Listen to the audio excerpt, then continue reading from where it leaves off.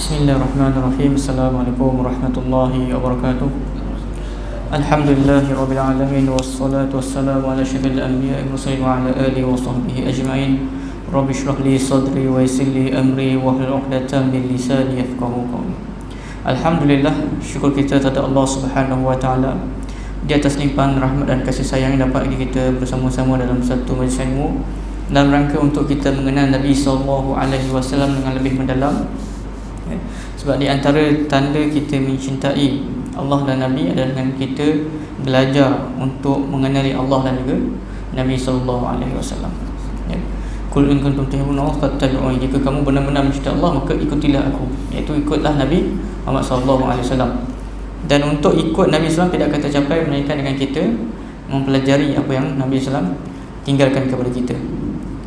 InsyaAllah tuan-tuan, ini adalah perjumpaan ataupun siri yang ketiga.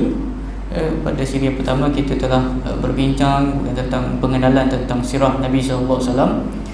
Pada bulan lepas, bulan Februari, 13 Februari, kita telah berbincang tentang tanah Arab, tentang jazirah tanah Arab, kondisi tanah Arab, politik dan juga agama di sana. Dan hari ini insya-Allah kita akan masuk kepada bab tentang nasab dan juga kelahiran Nabi sallallahu alaihi wasallam sampailah Nabi sallallahu alaihi wasallam menjadi Nabi. Untuk next kuliah kita akan belajar fasa kenabian. Untuk sekarang ni kita akan belajar permulaan hidup Nabi sallallahu alaihi wasallam. InsyaAllah tuan-tuan, Nabi sallallahu alaihi wasallam tuan-tuan, kita akan start dengan dia punya salasilah. Dan orang Arab ni terkenal dengan salasilah. Tuan-tuan hafal salasilah sampai mana? Sampai berapa generasi hafal? Ke tengok buku. Macam saya, kalau generasi saya hafal sampai 6. Saya ingat sampai 6. Hud bin Muhammad bin Kashaf bin Husain bin Muhammad bin Jini bin Empat bin Ali. 7. Saya ingat sampai 7. Contoh.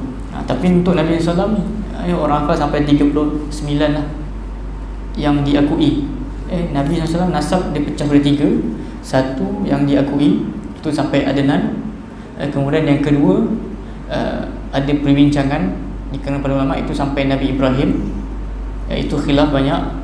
Tapi Nabi Ibrahim sampai Nabi Adam, itu dikatakan memang palsu. Jadi ada tiga sandaran nasab Nabi SAW.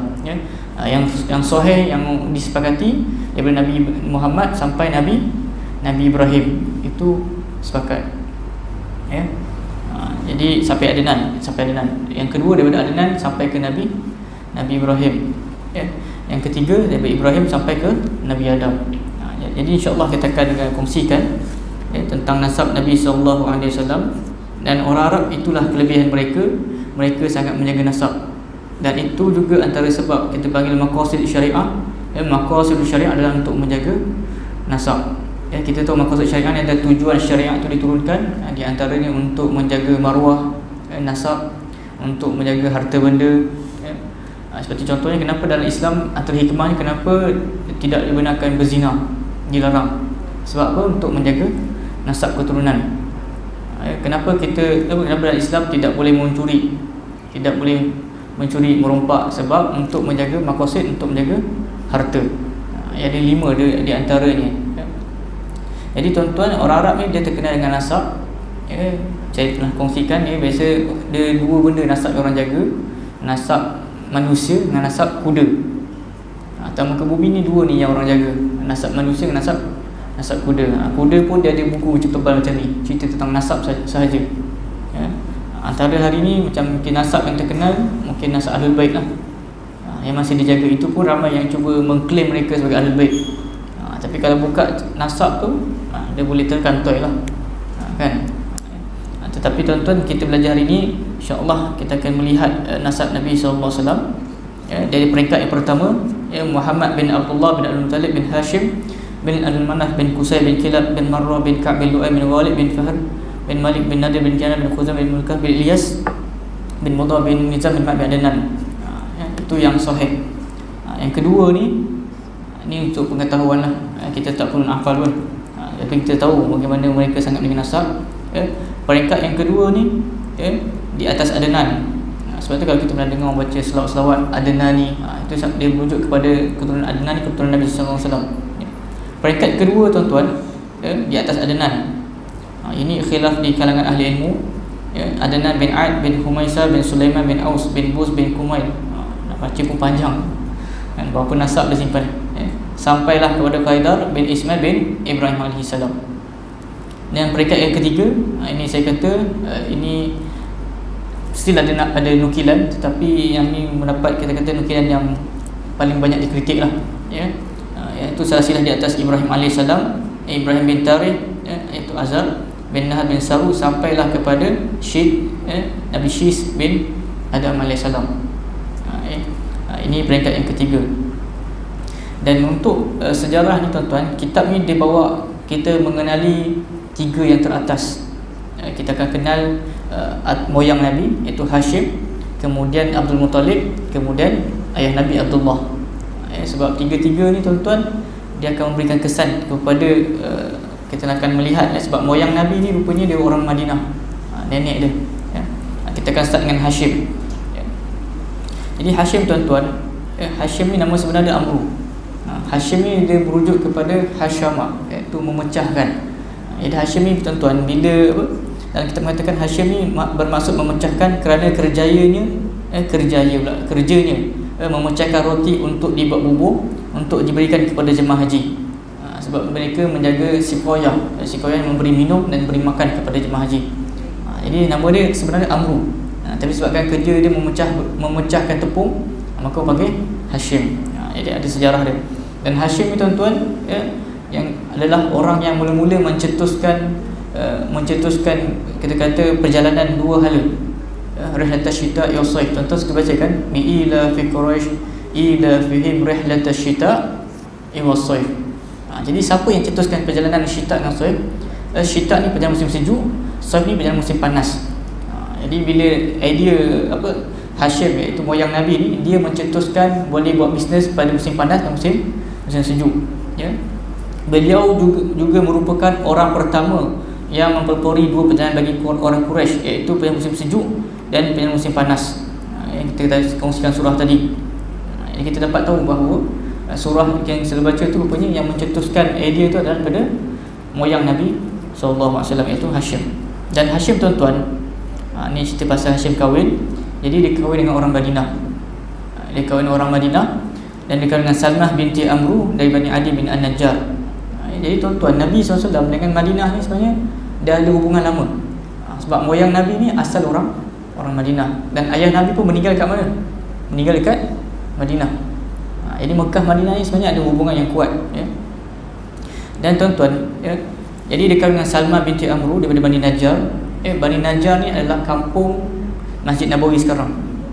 Sebab tu tuan-tuan kena tahu bahawa yang Masjid Nabawi tuan-tuan pergi pada hari ni, dia adalah perkampungan Bani Najjar.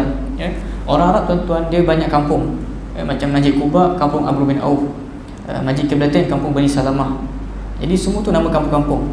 Tetapi dia ada dua nama. Satu pakai nama kampung, satu dia pakai nama peristiwa. Macam Masjid Qiblatain, dia adalah kampung Bani Salamah, tetapi sebab ada peristiwa tukar kiblat, maka terkenal dengan Masjid Qiblatain. Ada pun Masjid Quba, kampung Amr bin Auf, tetapi sebab ada perigi nama Quba, maka terkenal dengan Masjid Quba. Macam kita lah kan, panggil masjid ni Masjid Surau Al-Ma'mur, tapi orang biasa panggil Surau Tepi Jalan kan, contoh ni kan, dekat Taman Mewah 9. Jadi ada dua nama. Jadi Masjid Nabawi tuan-tuan sebenarnya adalah kampung Bani Najjar. Tapi sebab Masjid Nabawi itu lebih terkenal, maka perkampungan itu tenggelam. Jadi tuan-tuan, Nabi, nenek moyang Nabi ni, jadi bila Hashim ni keluar, maka dia sambung, dia kahwin dengan orang Madinah, maka dia bermusafir sambung ke Syam kan, sebab kita tahu Mekah, Madinah, Syam. So dia pergi Mekah, dia pergi ke Madinah, kahwin dengan orang Madinah, kemudian dia sambung perjalanan ke Syam, ke Palestin. Jadi tuan-tuan, dia pergi ke Syam, Palestin, dia meninggal di sana. Hashim ni meninggal di sana. Dalam perjalanannya, Hashim telah meninggal dunia di Gaza, Palestin. Dan perkahwinan Hashim dengan Amru tadi, dengan Salmah binti Amru tadi, dapat seorang anak. Itulah atuk Nabi SAW. Siapa nama dia? Abdul Al-Muttalib. Pun bukan nama sebenar. Macam tadi, Hashim nama dia Amru. Hashim tu gelaran. Abdul Muttalib pun gelaran juga. Nama sebenarnya adalah Syaibah. Kita macam kita lah kan. Ada nama tapi orang panggil dengan nama gelaran. Jadi tuan-tuan, kita sekarang ni kita dah masuk kepada Abdul Muttalib. Sebab kita nak ringkaskan tuan-tuan. Jadi nama sebenarnya adalah Syaibah. Dan kenapa, macam mana boleh dapat nama Abdul Muttalib? Cuba kita terjemahkan. Abdul ni apa? Abdul ni hamba. Muttalib ni nama orang. Jadi Muttalib ni tuan-tuan adalah adik kepada Hashim. Hashim tadi dia ada adik dekat Mekah, kan dia kahwin dengan orang Madinah. Jadi dia ada family sebenarnya, dia ada adik dekat Mekah. Jadi bila Hashim meninggal, yang take over dia punya sikoyah yang bagi orang minum tu, bagi pecahkan tepung tu adalah adik dia, itu nama Muttalib. Jadi Muttalib ni tuan-tuan, dia dapat berita, dia dapat tahu yang abang dia ada anak dekat Madinah. Itu kisah dia, ya. Jadi selepas kematian Hashim, dia telah diambil oleh saudaranya Al-Muttalib bin Abdul Manaf, ya. Jadi Abdul Muttalib ni tuan-tuan, dia pun orang yang hebat juga, ya. Dia digelar Al-Fayyad, ya, disebabkan dia ni suka menderma. Jadi silsilah Nabi ni semua orang-orang hebat, ya, keluarga Nabi ni semua orang-orang hebat. Jadi Al-Muttalib ni tuan-tuan, dia pergi ke Madinah nak ambil anak buah dia lah, yang bernama Abdul Muttalib ataupun nama sebenar Syaibah, ya. Ini cerita sejarah lah tuan, kita sampaikan je. Jadi tuan-tuan, waktu nak ambil tu mak dia tak bagi, Salmah tu tak bagi. Tetapi apa kata dia, namun Abdul Muttalib enggan mengikutnya, melainkan setelah diizinkan oleh ibunya dahulu. Anak dia pun tak nak ikut sebab tak dapat izin mak dia. Kemudian Al-Muttalib kata apa? Dia berkata dia hanya pergi kepada kerajaan bapaknya di tanah haram. Dia kata dia akan pergi ke tempat ayah dia, iaitu Hashim di tanah haram. Mendengar pada saat itu barulah ibunya membenarkan anaknya pergi. Maka pergilah Al-Muttalib membawa Abdul Muttalib ke Mekah dengan membonceng di atas untanya. Macam mana boleh dapat gelar Abdul Muttalib? Jadi bila Al-Muttalib ni sampai ke Mekah, orang kata, kau tengok Al-Muttalib tu dia bawa hamba. Padahal itu adalah anak buah dia. Itu yang melekat orang kampung bila nampak, Al-Muttalib bawa hamba, panggillah budak tu Abdul Al-Muttalib. Dan kekal sampai hari ini. Dalam sejarah pun sebut Abdul Al-Muttalib, ya. Jadi apabila orang ramai melihat mereka, mereka berkata inilah hamba Abdul Muttalib, maka Al-Muttalib menjawab, celakalah, ya. Dia adalah anak Hashim. Korang semua tak tahu itu anak Hashim, tapi orang bila dah panggil, nama tu melekat sampai hari ini. Jadi tuan-tuan, itu sejarah ringkas tentang bagaimana dapat Al-Muttalib, ya. Dan dalam sejarah ni dia detail sangat. Dia cerita pasal pergaduhan tanah, ya. Tapi saya nak masuk dalam Abdul Muttalib ni, dia ada dua peristiwa yang hebat, ya. Atuk Nabi ni dia dapat dua peristiwa. Yang pertama tentang perigi Zamzam. Dia adalah orang yang dapat jumpa perigi Zamzam. Sebab kita tahu dalam sejarah Zamzam ni dia banyak kali ditimbus. Last ditimbus pada zaman Nabi Ismail AS, ya. Kabilah Jurhum dia timbus Zamzam, tak pernah jumpa beberapa zaman, jumpa kembali pada zaman atuk Nabi Abdul Muttalib, ya. Antara peristiwa terpenting yang berlaku di zaman Abdul Muttalib adalah penggalian Telaga Zamzam. Yang kedua, peristiwa Tentera Bergajah berlaku pada zaman atuk Nabi SAW. Jadi tuan-tuan, bila Abdul Muttalib ini bermimpi mendapat arahan supaya menggali telaga itu dengan diterangkan kepada beliau di mana kedudukan tersebut. Sebab di situ, macam saya beritahu tadi, kabilah Jurhum dia timbus, sebelum lari dari Mekah dia timbus Telaga Zamzam. Dan apa yang berlaku tuan-tuan, bila atuk Nabi jumpa, maka orang-orang Mekah yang ada keliling tu pun mereka nak perkongsian, nak share samalah, nak dapat kredit nama. Tapi Abdul Muttalib ni dia tak bagilah, sebab dia kata aku yang cari, maka akulah yang berhak ke atas pergi Zamzam ni, ya. Sebab orang Quraisy kata sertakan kami bersama.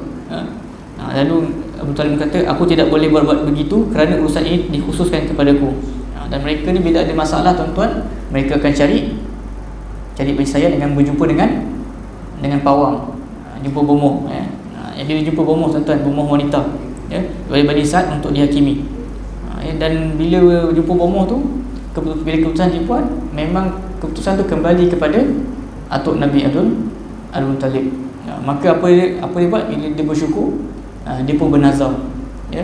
Dia menazar jika dia dikurniakan 10 orang anak dan kemudian membesar dan berdaya mempertahankan Kaabah, maka Abdul Muttalib akan sembelih salah akan menyembelih salah seorang dari mereka di sisi Kaabah. Bila dia bersyukurlah dia dapat apa? Dia dapat hak untuk pergi Zamzam, maka dia kata kalau aku dapat 10 orang anak dan anak ni besar dan dapat pertahankan kedudukan dia, maka dia akan sembelih salah seorang ni di sisi Kaabah. Itu nazar dia. Dan memang dia dapat 10 orang anak. Dan itulah yang kita akan kongsikan nanti tentang ayah Nabi Abdullah. Yang kedua tentang peristiwa tentera bergajah, juga berlaku pada zaman Abdul Muttalib. Itu semua sedia maklumlah tentang peristiwa tentera bergajah yang berlaku pada bulan Muharram. Dan kita terus masuk kepada Abdullah, ya, tentang ayah Nabi SAW. Jadi tuan-tuan, ayah Nabi ni tuan-tuan, dia kalau ikutkan sejarah, dia meninggal waktu Nabi kecil lah. Dan dia meninggal sangat muda pada usia 25 tahun. Tapi saya nak cerita pasal yang tadi tentang nazar Abdul Muttalib, ya. Jadi tuan-tuan, dia bernazar untuk sembelih anak, ya. Dan dia ada, kita panggil macam kata colok atau undian lah. Ada undian, dan bila keluar kertas tu, maka yang keluar tu nama Abdullah. Dan Abdullah ni anak bongsu lah, dan merupakan anak yang paling disayangi, ya, oleh Abdul Muttalib, ya. Dan tukang, saya ringkas cerita, dan tukang tilik wanita tu menyuruh Abdul Muttalib, ya, menulis pada anak panah nama Abdullah, ya, dan 10 ekor unta.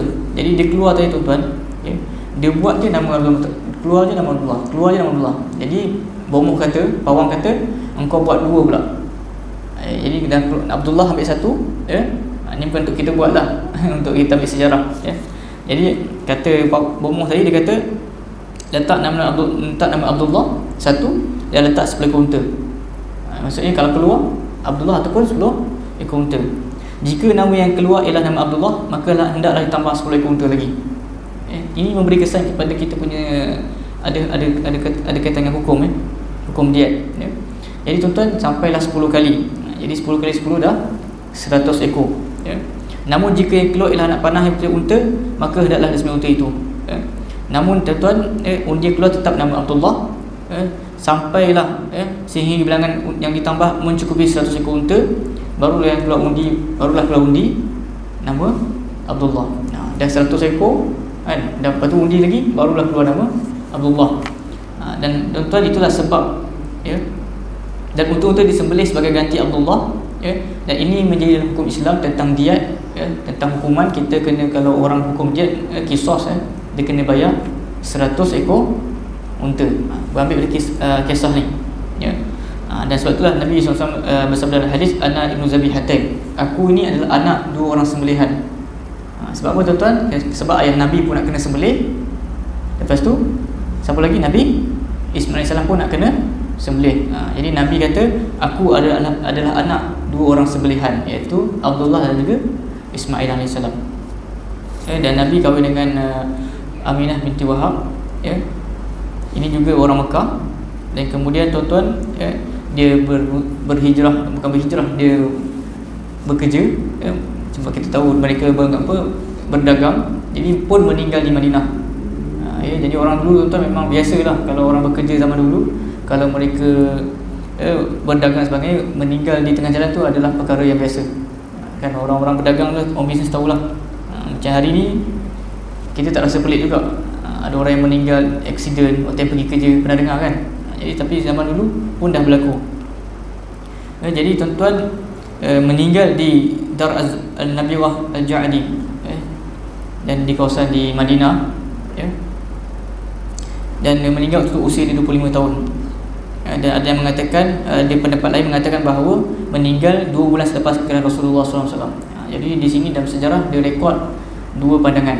Cuma saya nak kata tuan-tuan, tentang sejarah waktu Nabi masih kecil, ya, ataupun sebelum kenabian, tak banyak, tak sebanyak rekod selepas Nabi menjadi Nabi sampailah Nabi wafat. Yang mana ada orang rekod waktu Nabi sebelum menjadi Nabi. Jadi rekod tu tak banyak.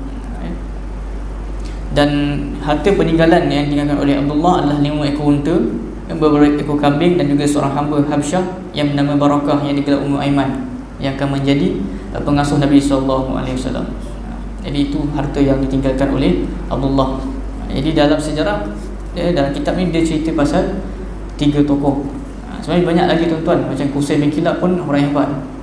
Qusay bin Kilab ni iaitu atas daripada Nabi SAW lagi, moyang atas lagi. Sebab bila berlaku percanggahan, diorang kata dia cabar Nabi, wahai Rasul, wahai Muhammad, kau hidupkan Qusay bin Kilab biar dia mengadili apa yang berlaku di antara kita. Sebab Qusay bin Kilab ni tokoh Quraisy, tokoh Quraisy yang paling hebat. Tu moyang Nabi atas lagi daripada Hashim. Seterusnya kita masuk tentang keputeraan Rasulullah SAW dan 40 tahun. Kita ringkaskan dalam masa yang ada ni, Nabi bila lahir sampai 40. Kita bincang sekarang. Dan tuan-tuan, tentang lahir Nabi SAW, dalam sejarah ni memang kita kata khilaf lah. Macam saya kata tadi, memang tak direkod. Kalau rekod pun dia tak sekuat macam mana selepas Nabi menjadi Nabi dan juga Rasul. Jadi tuan-tuan, kitab ni Rahil Maktum dia memilih pandangan 9.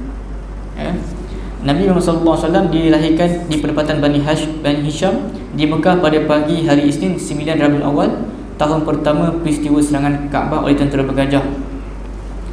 Dan tarikh ini bersama dengan 20 atau 22 April. Jadi tuan-tuan, itu kelebihan kitab ini, sebab dia gunakan kaedah yang latest, iaitu kaedah falak, dan mereka ukur. Dia pakai pandangan seorang ahli falak iaitu Mahmud Bashar. Dia ukur balik. Sebab kita tahu Nabi yang confirm lahir pada hari Isnin, kan? Sebab kita ada kata 8, ada kata 9, ada kata 12. Ini antara yang kuat lah. Sebab tu tuan-tuan, dalam membaca sejarah ni, dalam kita nak membaca kitab sejarah, ada satu sejarah yang dia masyhur tetapi tak semestinya dia tepat. Ada satu lagi sejarah, dia tak masyhur tapi dia tepat. Sebagai contoh tuan-tuan, tuan-tuan sedia maklum Nabi SAW berhijrah kota Mekah ke kota Madinah waktu bila?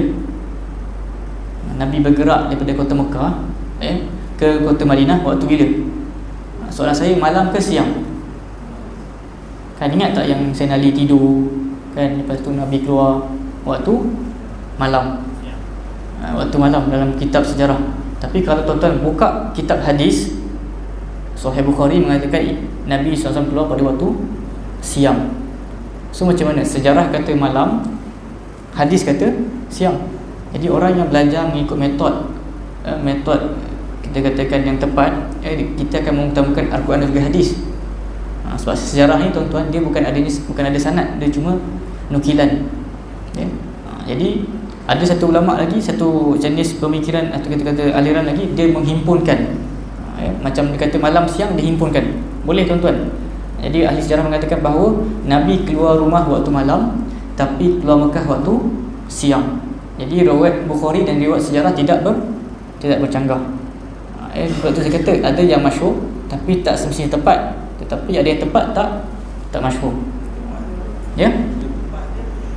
Jadi ulama menghimpunkan. Jadi ada satu kaedah ni, dia ada kaedah yang ketiga tadi, dia menghimpunkan. Dia menghimpunkan sejarah dan menghimpunkan kitab hadis. Jadi dia kata Nabi keluar rumah waktu malam dan keluar Mekah waktu siang.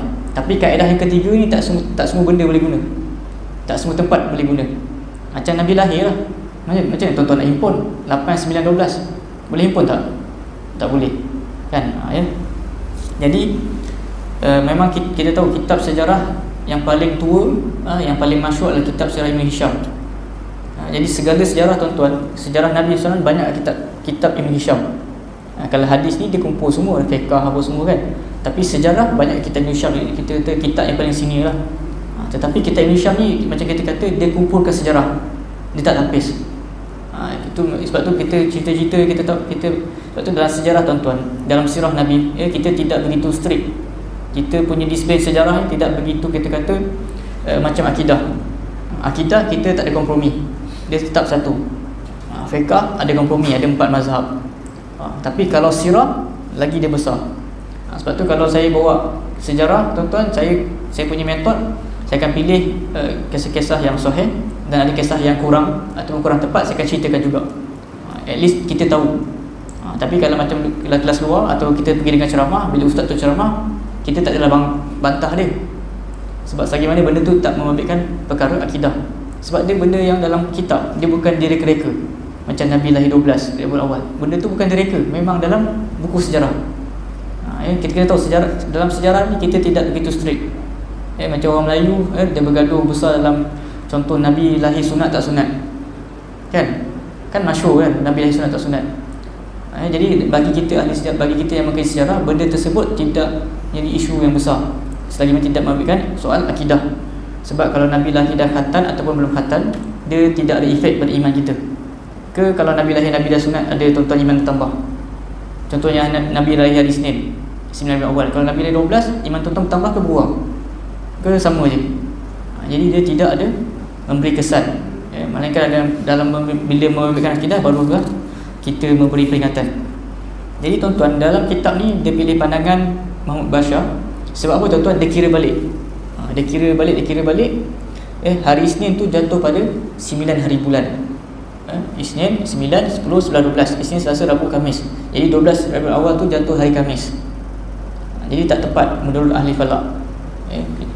Jadi itu pandangan yang dipilih lah oleh pengarang ini, Muhammad Sulaiman Al-Manfusuri, dan seorang analisis ahli falak, Muhammad Bashar. Maksudnya 12 ni, 9 ni juga bukan pandangan seorang lah. Dah ada 2-3 orang dalam ni yang memilih pandangan berdasarkan kajian yang dibuat. Tapi dan kita tak nak lama dalam perbahasan tersebut. Kita nak melihat kepada perbahasan tentang perkara-perkara luar biasa sebagai tanda yang Nabi lahirkan. Di antaranya tuan-tuan, 14 lengkungan gerbang istana Kisra telah tumbang, api yang disembah oleh Majusi terpadam, dan gereja-gereja di sekitar Bahira Sawah telah runtuh.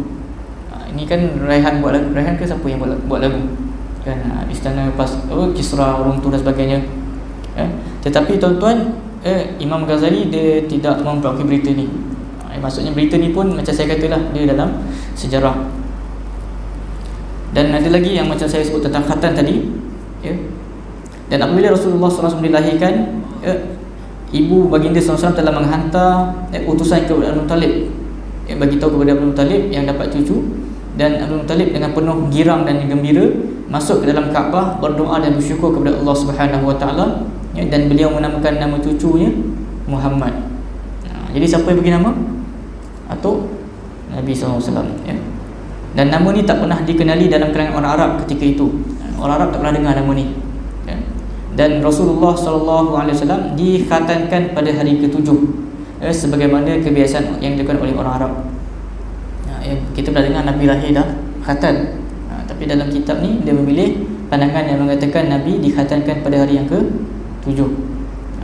Khatan ni pun isu yang banyak dibincangkan dalam kitab sejarah. Dan kita masuk kepada orang yang menyusukan Rasulullah SAW adalah Suhaibah yang pertama sekali, hamba Abu Lahab. Dan kemudian adalah Halimah Sa'diyah. Dan di kampung Halimah Sa'diyah pun ada satu peristiwa. Jadi tuan-tuan, orang zaman dulu mereka macam zaman sekarang, orang bandar pun hantar agak anak pergi susu kan. Tapi dia hantar taskar, susu dah siap.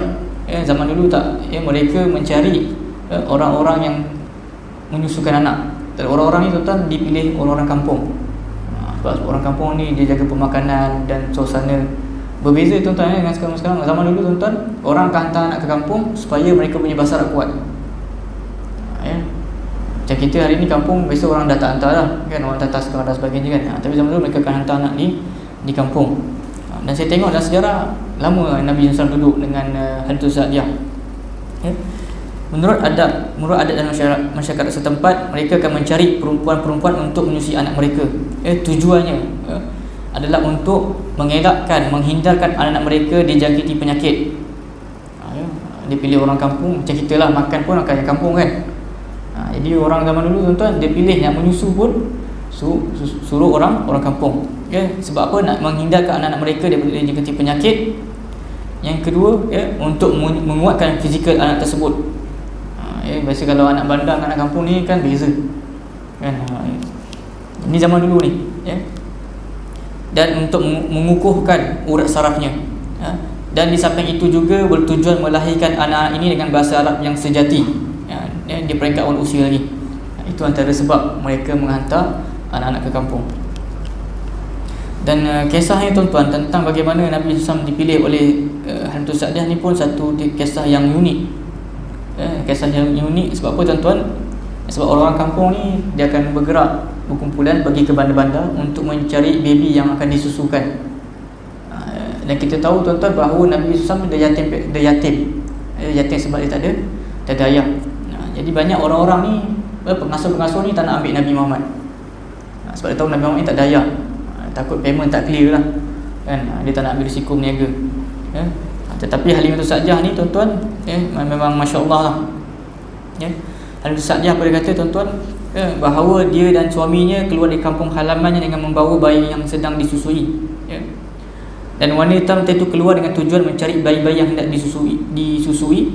Kata Halimah, pada masa itu adalah musim kemarau dan kami tidak mempunyai bekalan sedikit pun. Lalu aku menunggang keledai yang bernama Qamrah.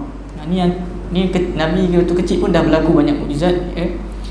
Kami membawa bersama-sama kami seekor unta yang telah tua. Demi Allah, unta itu tidak ada susu setitik pun. Dia naik keledai, dia bawa seekor unta. Dan pada waktu malam kami tidak dapat tidur lelap disebabkan bayi kami menangis kerana kelaparan. Sedangkan susu badan aku tidak mencukupi untuk keperluannya. Jadi dia ada baby juga, Halimah Sa'diyah dia ada baby juga. Dan dia keluar dengan keledai, dengan keledai yang kurus, dengan unta yang tak ada susu. Tetapi bila tuan-tuan ni satu kata masya-Allah, lepas ambil Nabi SAW, dia punya keledai, dia bila dia bergerak dengan rombongan tu, dia punya Halimah Sa'diyah ni punya transport yang paling slow. Tetapi lepas dia ambil Nabi tu, dia potong. Transport yang naik kedai tu boleh potong transport yang lain. Sampai orang kata, engkau beli transport baru ke? Dia kata, tak lah, ni lah kedai yang aku ambil, yang aku datang tadi. Ni yang akan diceritakan. Kami berkata, anak yatim, apakah yang dapat diperbuat oleh datuk dan ibunya? Itu sebabnya kami tidak mahu menerima anak yatim. Ini orang dia punya kawan beritahu lah. Akhirnya semua orang yang datang bersama-samaku, gerombongan tadi, ni kita reverse balik. Rombongan yang datang tadi tuan-tuan, semuanya mendapat bayi daripada orang lain. Setelah kami berkumpul untuk berlepas pulang, aku berkata kepada suamiku, sebab semua dah dapat baby kan. Dia Halimah tu Sa'diyah dia tak ada baby lagi. Jadi dia kata dengan suami dia kata, demi Allah aku tidak suka pulang bersama-sama temanku tanpa mengambil seorang baby. Dia kata, aku tak nak pulang kosong, aku nak cari baby juga. Demi Allah aku akan pergi kepada si anak yatim itu dan mengambilnya. Sebab apa tuan-tuan? Semua nampak dah anak yatim tadi, tapi tak nak ambil sebab dia akan pilih yang ada mak ayah. Tapi Halimah Sa'diyah ni sebabkan dia tak ada peluang, dia kata, demi Allah aku tak nak balik selagi tak bawa baby. Maka dia pun ambil anak yatim. Dan dia kata, mudah-mudahan Allah akan menjadikan untuk kita keberkatan pada bayi itu, pada barakah. Jadi istilah barakah ni pun zaman dulu dah kenal. Barakah ni apa tuan-tuan? Konsep barakah, kata ulama, fihi al-khair, di dalamnya penuh dengan kebaikan. Boleh jadi tuan-tuan air yang tuan-tuan minum sikit tapi mengenyangkan. Boleh jadi makanan yang tuan-tuan makan sikit tapi mengenyangkan. Ada orang makan banyak tapi tak kenyang, bahkan bertambah sakit. Ada orang, itu kita kata barakah. Sebab tu berkat tuan-tuan sangat penting dalam hidup kita. Macam kita kahwin, orang kahwin kita pun doakan apa? Barakallahu lakum, semoga Allah berkati kalian berdua. Semoga hidup kalian berdua penuh dengan kebaikan. Berkat ni tak semestinya kena banyak. Berkat ni lah penuh kebaikan. Dan ulama tuan-tuan zaman dulu, mereka ni orang biasa kalau suka cerita tentang karamah, kelebihan. Ulama zaman dulu ramai yang tak perasan karamah mereka adalah keberkatan dalam waktu, barakah dalam waktu. Umur pendek, Imam Nawawi 40 tahun, umur pendek, tapi kalau orang baca kitab-kitab dia kan, tengok tulisan dia, orang kata ini umur panjang. Imam Tabari dia kata satu hari dia tulis dekat 30 kitab satu hari. Imam Tabari, kalau kumpul kitab-kitab Imam Tabari tu menjadi satu library. Kita umur sikit, umur pendek tapi berkat dalam waktu. Itu maksudnya keberkatan. Jadi dibawa balik, dan macam saya kata tadi tuan-tuan, dia punya ni, pada malam tersebut kami dapat tidur lena. Kemudian dia berkata, demi Allah kedai itu bergerak dengan pantas sekali sehingga tidak mampu dikejar oleh kedai-kedai mereka yang lain. Dia potong kedai-kedai yang lain, sehingga teman-temanku berkata, kata, perlahanlahkan sedikit, bukankah kedai yang kamu tunggang, kedai itu yang kamu tunggang ketika keluar bersama kami? Dia kata, ya, inilah kedai yang aku naik. So orang ingat kedai dia dah lain. Jadi banyak yang berlaku. Ini antara kita kata barakahnya Nabi SAW. Dan dikatakan bahawa kami perah dan minum susu kambing, sedangkan sebelum tu kami tak ada lapak pun. susu. Unta dia gemuk, susu dia punya kambing pun gemuk, ya. Jadi ini merasakan Halimah tu Sa'diah begitu gembira, ya. Sampai dia kata dengan mak, dia memujuk kepada mak, kepada Nabi SAW, Aminah, dia minta supaya tambah lagi. Biasa menyusu sampai 2 tahun, tetapi dia minta lagi untuk tinggal bersama dengan Halimah Sa'diah sampai umur 6 tahun. Menyusu dulu 2 tahun kan tuan-tuan, kan maksimum. Wahnan ala wahnin wa fisal fi amin, 2 tahun. Wa fisal fi amain ni 2 tahun. Jadi tuan-tuan, lepas 2 tahun Halimah Sa'diah diminta izin kepada Aminah untuk tinggal dekat kampung Halimah Sa'diah. Dia minta tambah lagi waktu. Alasan dia apa tuan-tuan? Dia kata, aku bimbang nanti dia ditimpa wabak penyakit di Mekah. Alasan dia kan kat bandar kan banyak penyakit, dia kata. Jadi biar duduk dengan Halimah Sa'diah. Apabila berlaku, dan ini juga peristiwa yang menarik juga, apabila berlaku pada umur Nabi 4 tahun ke 5 tahun, ada satu peristiwa pembelahan dada Nabi SAW. Tu kisah yang masyhur lah, ya. Jibril telah menangkap Rasulullah SAW lalu membelah dada dan mengeluar hatinya, dan Jibril berkata, inilah bahagian syaitan padamu, dan kemudian dibasuh hati itu dengan zam-zam, ya. Kemudian dikembalikan hati tersebut ke tempat asal dan dicantum semula dada Rasulullah SAW.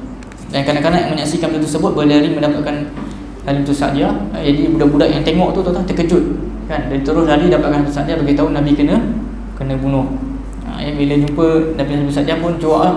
Bila tengok Nabi okey. Dan lepas peristiwa itulah Halimah Sa'diah cepat-cepat pulangkan Nabi SAW kepada ibunda, iaitu Aminah. Dan tapi tuan-tuan, bila Nabi SAW kembali kepada ibunda Halimah, kepada Aminah, ibunya pula meninggal usia 6 tahun, dan dijaga oleh atuk baginda SAW, iaitu Abdul Muttalib. Dan kita katakan tuan-tuan bahawa tinggallah Nabi Muhammad SAW bersama ibunya sehingga umur mencecah 6 tahun. Dan ibunya tuan-tuan pergi nak menziarahi kubur ayah dia, iaitu ayah Nabi SAW, iaitu Abdullah yang meninggal di Madinah, ya. Dalam perjalanan pulang, Aminah jatuh sakit dan keadaan tenat sejak perjalanan, dan akhirnya beliau meninggal di Abwa. Antara Mekah Madinah ada satu kawasan nama Abwa, ya. Jadi Mekah Madinah ni, sebab tu ada orang ditunjukkan kawasan Abwa tu, tetapi kesusahan tempat tu tak dipastikan, ya. Mekah Madinah lebih kurang dalam 500 km, 450 460 macam tu meninggal. Biasa Mekah Madinah perjalanan seminggu. Itu naik unta. Dia paling cepat 3 hari, tapi 3 hari tu kuda lah. Tapi standard dia kalau unta dia dalam masa seminggu. Kalau pergi ke Palestin 3 minggu. Zaman sekarang ni kalau kita Mekah Madinah dalam 4 jam, 4 ke 5 jam. Kalau naik flight setengah jam. Naik train sejam setengah, 450 km. Jadi tuan-tuan, orientalis tuan-tuan, dia ada orientalis ni, sebab tu orientalis dia baca sejarah. Sebab Nabi SAW kan, kita kata Nabi SAW hebat kan. Jadi kata Nabi SAW ni belajar jadi jenis waktu duduk kampung Halimah Sa'diah. Sebab duduk dengan mak dia tak sempat kan, jumpa mak meninggal kan, duduk ngantuk pun 2 tahun. Jadi orientalis kata Nabi SAW pandai sebab belajar di kampung Halimah Sa'diah. Itu dia punya claim lah, sangat dahsyat kan. Maksud dia korek sampai bab kampung Halimah Sa'diah. Dia kata Halimah Sa'diah ni kampung orang jenius. Jadi Nabi dah jadi jenius sejak kecil. Sedangkan kita tahu Nabi SAW dilatih ataupun diberikan wahyu oleh Allah Subhanahu Wa Taala. Itu antara orientalis punya kritikan lah. Maksudnya dia boleh cari balik sampai bab Halimah Sa'diah di kampung tu, ya. Dan pada usia 8 tahun, ya, dan Nabi duduk dengan atuk dia sampai 8 tahun. Atuk dia pula meninggal. Dan atuk dia ni kita kata merupakan orang kenamaan di Mekah, pembesar Mekah. Jadi ada juga kitab ni bawa satu sejarah, satu kisah yang mana dekat Kaabah tu ada satu macam teduhan, dan merupakan kursi-kursi orang besar lah. Dan anak-anak Abdul Muttalib ni tak berani duduk. Tak ada seorang pun yang berani duduk di tempat tersebut. Tetapi Nabi SAW waktu usia 6-7 tahun, Nabi pergi datang dan duduk dekat kursi tersebut. Dan orang lain bila tengok cuak lah, takut sebab tempat ni memang orang nak tahu untuk Abdul Muttalib. Jadi apa kata dia melihat perkara tersebut, bapa bapa saudara cuba menghalang Rasulullah SAW daripada duduk di kursi tersebut. Bapa pakcik-pakcik ni semua tak bagi duduk kat kursi tersebut. Tapi apa kata atuk dia, biarkan anakku ini, demi Allah dia seseorang yang mempunyai sesuatu urusan. Maksud dia kata dah besar nanti dia ni akan jadi orang hebat. Itu tentang dan tentang atuk Nabi, semasa umur Rasulullah sallallahu alaihi wasallam 8 tahun, datuk baginda Abdul Muttalib meninggal dunia di Mekah, dan sebelum tu dia telah wasiat kepada Abu Talib, iaitu pakcik Nabi SAW, untuk menjaga Rasulullah sallallahu alaihi wasallam. Dan kita terus masuk kepada, dia banyak tuan-tuan kisah tentang umur Nabi 8, kemudian sekarang naik 12 tahun. Tentang 12 tahun. 12 tahun tuan-tuan, ada satu peristiwa Nabi ikut Abu Talib bisnes berdagang. Dan Nabi ini tuan-tuan, kalau tuan-tuan tahu Nabi punya bidang, dia memang adalah bidang bisnes. Waktu kecil Nabi SAW menjaga kambing, menggembala kambing. Dah besar Nabi buat bisnes, sampailah Nabi boleh berjumpa dengan siapa? Khadijah. Apa sebab urusan bisnes. Daripada enterprise kemudian jadi kepada Sinan Berhad. Itu juga dibincangkan dalam sejarah. Tiba kahwin nanti kita tunggu Nabi sekarang Nabi dengan 12 tahun. 12 tahun, 15 tahun, 25 tahun sampai 35 sampai Nabi kahwin. Okey, jadi tuan-tuan, Nabi SAW pada 12 tahun ikut pakciknya berdagang, bermusafir, buat bisnes di Syam. Bila sampai Syam, kita tahu Syam zaman tersebut adalah kawasan orang Kristian, ada Padri, dan ada juga orang Yahudi. Dan bila dia berlindung di sebuah pokok, dan ini dalam sejarah mengatakan bahawa, sebab diorang tuan-tuan dalam kitab-kitab terdahulu dia tahu tanda-tanda Nabi akhir zaman. Di antara ada tanda kenabian. Ada seorang rahib bernama Jarjis yang dikenali sebagai nama Bahirah. Jadi tuan-tuan, Bahirah ni dia mengenali sifat Nabi SAW, sambil memegang tangan Rasulullah SAW, Bahirah berkata, inilah ketua seluruh alam. Dia dah tahu dah, inilah ketua seluruh alam. Budak ini diutuskan oleh Allah sebagai rahmat untuk sekian alam.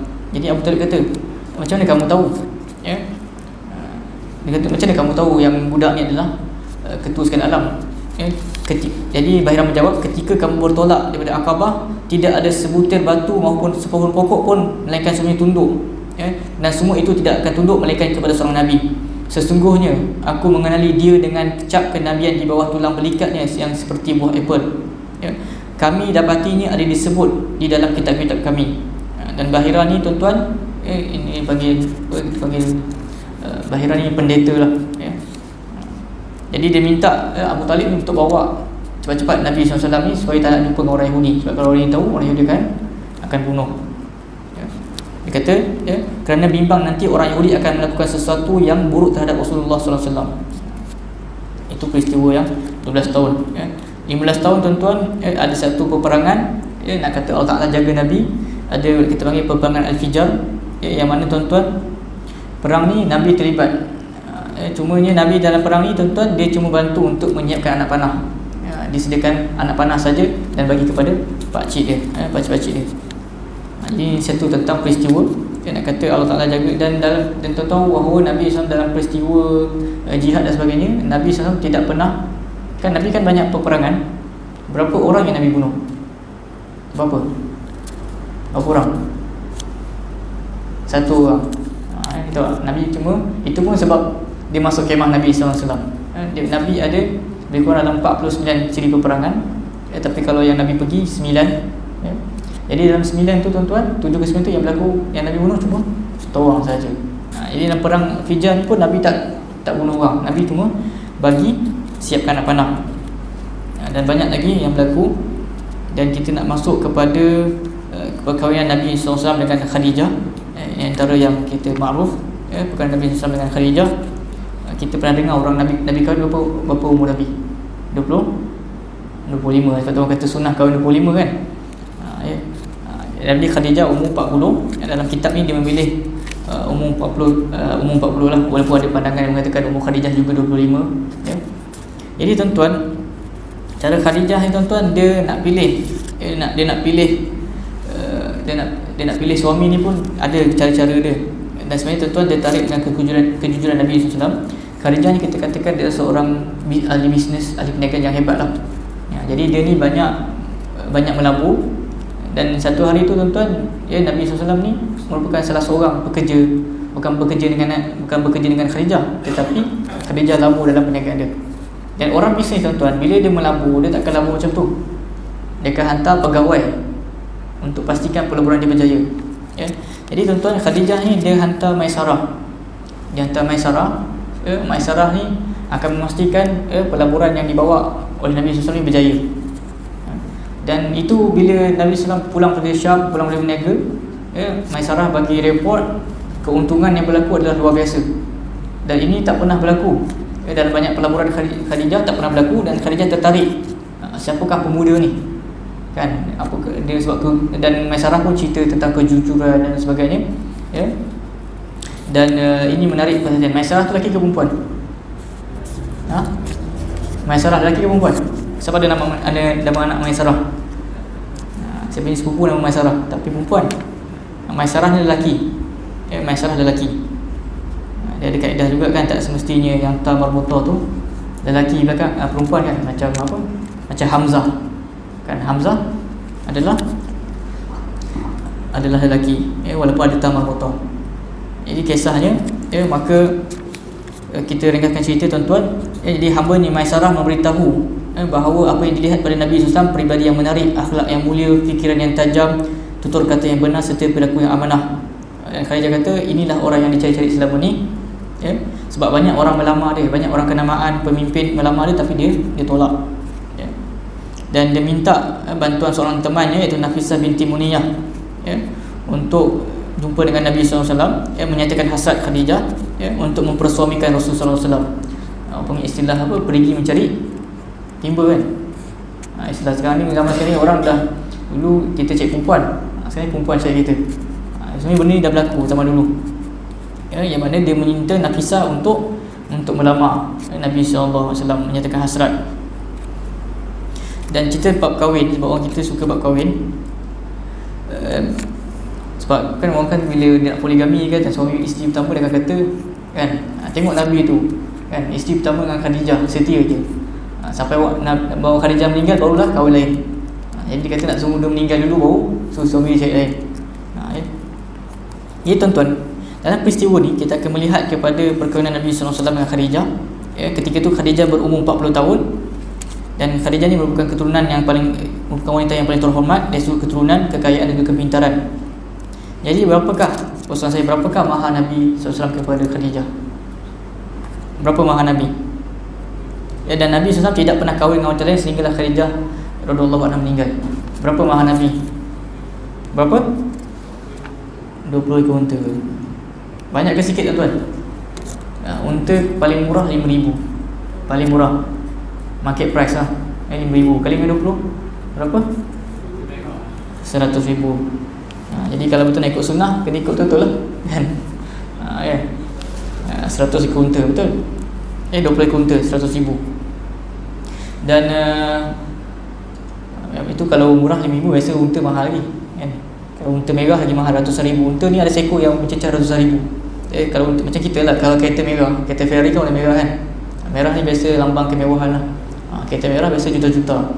Unta pun sama, kalau unta merah dia lebih mahal. Sebab tu ada dalam hadis kami kata benda ni, amalan lebih baik kamu dapat unta merah. Unta merah tu nak kata benda yang paling berharga zaman dahulu. Jadi Nabi SAW tuan-tuan, Nabi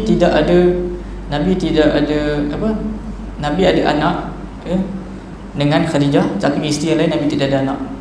Lepas Khadijah meninggal, Nabi ada kahwin. Isteri Nabi totalnya ada yang mengatakan 9, ada kata 11, ada kata 13. Kan itu pun kenapa mereka khilaf, ada sebab. Tapi tuan-tuan nak beritahu bahawa isteri Nabi lain semua tidak dapat anak kecuali dengan Khadijah. Ada seorang, itu pun Maria Qibtiyah, dapat Ibrahim. Jadi hasil perkahwinan Nabi SAW dengan Khadijah, kecuali Ibrahim AS, kecuali Ibrahim, anak Rasulullah SAW, bernama Qasim, anak sulung. Kemudian sebab tu Nabi dipanggil Abu Qasim. Kemudian yang kedua Zainab, Ruqayyah, Kulsum, Fatimah dan juga Abdullah. Dan Abdullah digelar At-Taib. Tetapi anak lelaki Nabi ni semua meninggal waktu kecil. Ada pun anak perempuan pun sama, meninggal waktu Nabi masih hidup. kecuali satu orang meninggal lepas Nabi dah wafat, iaitu Fatimah. Selepas 6 bulan Nabi meninggal, barulah Fatimah meninggal. Ya, semua meninggal awal. Ya, Fatimah radhiyallahu anha yang meninggal dunia 6 bulan selepas kewafatan Rasulullah sallallahu alaihi wasallam. Dan pada usia 35 tahun, ya, pada usia 35 tahun ada peristiwa tentang Kaabah. Hari ini pun viral kan Kaabah, orang tak boleh pergi kan, sebab adanya virus. Kita mohon kepada Allah Subhanahu Wa Taala supaya dijauhkan daripada virus tersebut, virus corona. Dan kita dalam khutbah Jumaat pun mendoakan, minta semua orang berdoa dijauhkan daripada virus. Dan wabak ni memang satu ujian lah untuk semua orang, untuk kita semua, melihat bagaimana kita bergantung kepada Allah SWT. Sebab sebelum ni China kuasa besar kan sebagainya, hari ni semua dah tutup. Orang bergantung kepada Arab Saudi, bergantung kepada bisnes di sana. Jadi semua hari ni terhenti. Dan kembali tentang kisah Kaabah, tuan-tuan, pada usia Nabi 35 tahun ada kaitan tentang Kaabah. Kaabah ni dirobohkan. Zaman dulu tuan-tuan semua tak berani nak robohkan Kaabah, sebab mereka percaya kalau robohkan Kaabah ni boleh kena suih. Kaabah dah nak runtuh lah, tapi tak siapa nak berani nak robohkan, nak untuk buat baru.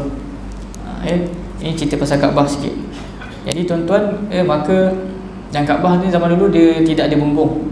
Jadi orang-orang zaman dulu mereka akan datang ke Kaabah, akan bawa harta-harta yang mewah-mewah untuk letak dalam Kaabah. Dan ada perompak-perompak pula datang ke Kaabah curi barang tu, bawa jadi harta. Sekumpulan pencuri telah masuk dan mencuri harta benda yang terdapat di dalamnya. Dan Kaabah juga telah terdedah kepada bencana alam yang menyebabkan binaannya goyah dan dirinya retak. Jadi nak buat renovation. Jadi buat renovation pun satu isu juga, ya. Sebab apa tuan-tuan? Cuma kita tak nak lama dalam bab ni. Tentang renovation Kaabah, mereka orang Arab ni kaya, tetapi bila nak buat Kaabah tuan-tuan, mereka kena pakai duit halal. Sebab tu Kaabah yang tuan-tuan tengok hari ni dia bentuk segi 4 tepat lebih kurang kan. Dia sebenarnya segi 4 tak sama. Dia bentuk rectangle. Rectangle dalam bahasa Melayu apa? Segi 4 tak sama kan? Betul? Sama, rectangle. Jadi tuan-tuan, Kaabah asalnya yang original adalah bentuk segi 4 tak sama, rectangle.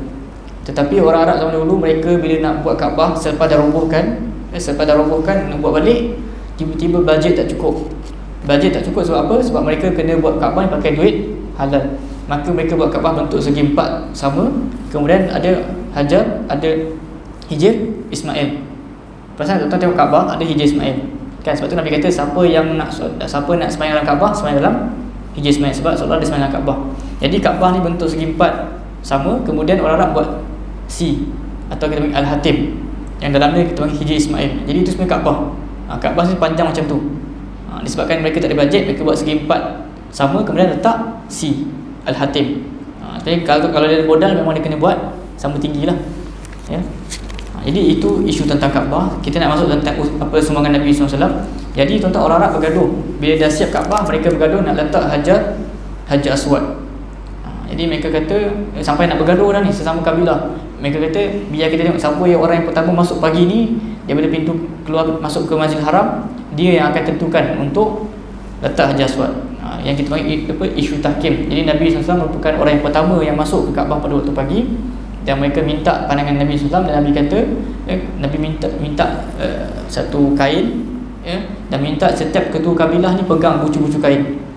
Jadi pegang, maka letak Hajar Aswad sampai ke Kaabah. Nabi yang letak Hajar Aswad di Kaabah. Bayangkan orang Arab bergaduh sebab nak letak Hajar Aswad. Itu antara peristiwa yang berlaku. Dan saya akan tutup dengan satu peristiwa, dengan satu kisah. Buku ni tuan-tuan, sebab tu sejarah ni ada dua cara nak baca. Ada orang dia baca sejarah, baca cerita. Macam buku ni tuan-tuan, dia cerita je. Ada pengajaran tak? Tuan-tuan nampak tak pengajaran? Tak nampak kan? Jadi satu buku ni, dia satu kaedah sejarah, dia cerita tentang pengajaran. Apa yang dia belajar, contohnya Nabi mengembala apa. Cuma saya nak ambil satu sahaja tentang perkahwinan Nabi SAW dengan Khadijah. Sebab Khadijah tuan-tuan merupakan orang yang sangat hebat. Sebab kita para ulama tuan-tuan, dia khilaf. Sebab ulama ni suka bincang benda yang paling afdal, tentang amalan apa yang paling afdal. Jadi tentang bincang tentang wanita. Wanita mana yang paling mulia, yang paling afdal? Khadijah, Fatimah, Aisyah. Tiga ni dah paling mulia. Dalam tiga ni ulama kata mana yang paling mulia? Mana yang paling mulia? Antara tiga ni dah mulia. Khadijah, Aisyah, Fatimah. Dalam tiga ni mana yang paling afdal? Ada jawapan tak? Aisyah, Fatimah. Jadi ulama pecahkan afdal, keafdalan mereka mengikut macam Fatimah afdal sebab paling mulia sebab nasab bercantumkan Nabi sallallahu alaihi wasallam. Khadijah merupakan wanita yang paling mulia sebab dia orang yang pertama masuk Islam. Orang yang pertama masuk Islam dan wanita yang pertama masuk Islam. Macam Aisyah mulia sebab orang yang paling banyak meriwayatkan hadis.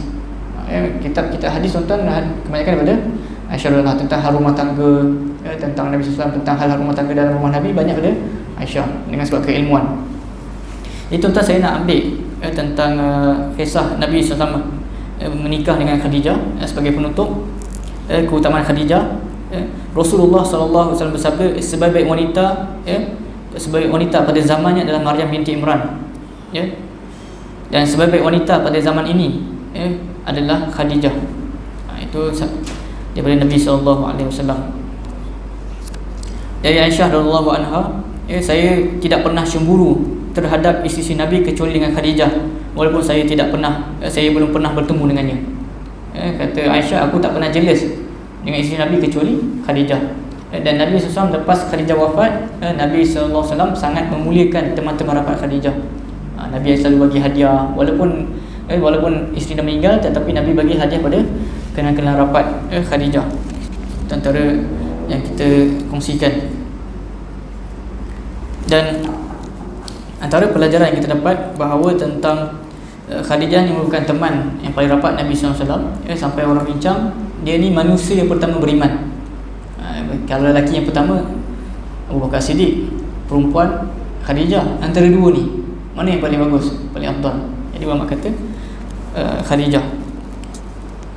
Dan tentang pengajaran di antaranya yang kita dapat tahu bahawa pentingnya seseorang lelaki, ini fiqh sirah, pentingnya seorang lelaki mencari isteri yang solehah, dan pentingnya seorang wanita mencari suami yang soleh. Sebab dalam kisah ni Rasulullah SAW memilih wanita berusia 40 tahun, lebih tua 15 tahun, dan telah menikah 2 kali. Biasa orang tuan-tuan kalau nak kahwin dia akan cari yang muda lah, gadis kan. Tetapi Nabi SAW, bagaimana Nabi SAW dia memilih Khadijah, walaupun Khadijah ni telah berkahwin 2 kali, walaupun Khadijah ni dah berusia 40 tahun, tetapi Nabi SAW mengutamakan kesolehan. Dapat jadikan pengajaran. Dan dalam Islam mengatakan bahawa wanita dinikahi kerana 4 perkara. Sekarang ni bulan 3 ni kan musim kahwin, dinikahi kerana 4 perkara. Yang pertama kerana harta, kerana keturunan, kecantikan, agama. Dan siapa yang pilih kerana agama, maka kata Nabi SAW, siapa yang pilih selain agama, maka hinalah tarabat syadat. Tarabat syadat ni tangan kamu berpasir lah. So kalau kamu pilih selain pada agama, pilih harta, pilih kecantikan, pilih keturunan, maka hinalah. Itu kata Nabi SAW. Itu antara pengajaran yang kita boleh ambil. Sebab Nabi SAW hari ni orang kalau nak kahwin tuan-tuan, dia nak yang muda kan, nak cantik. Sedangkan kita tahu bahawa kena pilih yang kesolehan dan soleh. Sebab tu tuan-tuan, orang kata macam mana nak dapatkan anak ulama kan. Jadi caranya kenalah, ada orang cerita tentang dapatkan anak yang jadi ulama, kenapa kena didik hantar sekolah lah, kena suruh Al-Quran. Tapi ulama kata mula-mula sekali nak dapatkan anak ulama, yang pertama sekali kena pilih isteri yang baik. Jadi itu step yang pertama. Sebelum nak dapat step yang seterusnya, mula-mula sekali. Jadi itu antara pengajaran yang kita boleh ambil. Mudah-mudahan apa yang saya sampaikan malam ni bermanfaat untuk kita semua. Dan saya buka sekiranya tuan-tuan ada sesi